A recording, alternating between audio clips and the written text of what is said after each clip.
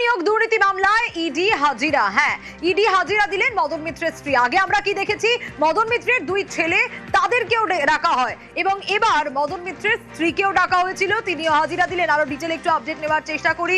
অনুপ রয়েছে আমার সঙ্গে। অনুপ, জিজ্ঞাসাবাদে কি কি উঠে এলো? কারণ এর আগে মদন মিত্রের দুই ছেলেকেও জিজ্ঞাসাবাদ করা হয়, আর আজ হাজিরা মদন মিত্রের স্ত্রীর। পৌর নিয়োগ দুর্নীতি মামলা, সেই মামলা ইতিমধ্যে মদন মিত্রের স্ত্রী অর্চনা মিত্র তাকে কিন্তু জিজ্ঞাসাবাদ করা হচ্ছে। কয়েক ঘন্টা অতিক্রান্তে জিজ্ঞাসাবাদ চলছে। তারপর মদন মিত্রের দুই ছেলে সুবর্ণ মিত্র, অন্যদিকে স্বরূপ মিত্র, এই দুটো জনকে 9 ঘন্টা করে জিজ্ঞাসাবাদ করা হয়েছিল।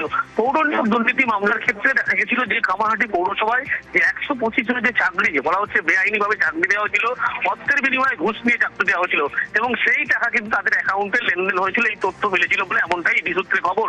তারই পরিপ্রেক্ষিতে মদন মিত্রের দুই ছেলে, অন্যদিকে মদন মিত্রের স্ত্রী অর্চনা মিত্র, তাকেও জিজ্ঞাসাবাদ ইতিমধ্যেই করা হচ্ছে এবং এই জিজ্ঞাসাবাদের পরবর্তী ক্ষেত্রে প্রত্যেকের জন্য বয়ান লিপিবদ্ধ করা হচ্ছে।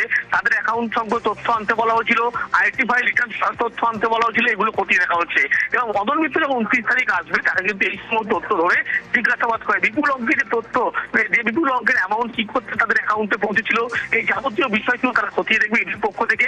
ইতিমধ্যে মদন মিত্রের স্ত্রী অর্চনা মিত্র, তাকে ইডির পক্ষ থেকে তার বয়ান লিপিবদ্ধ করা হচ্ছে এবং আরো দীর্ঘ কয়েক ঘন্টা সময় লাগবে তাকে জিজ্ঞাসাবাদ প্রক্রিয়া শেষ করতে, এমনটাই ইডি সূত্রে খবর। বেশ।